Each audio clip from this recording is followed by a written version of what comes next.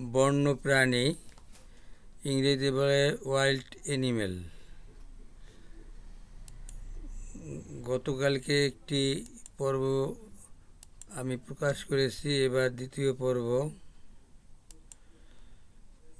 Wild cat.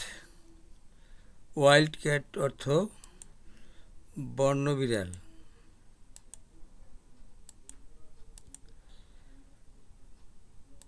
তারপরে hair, HARE, hair অর্থ খরগোশ।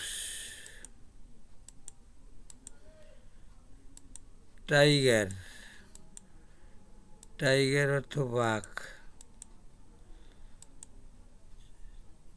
শিম্পাঞ্জি, শিম্পাঞ্জি অর্থ শিম্পাঞ্জি। পান্ডা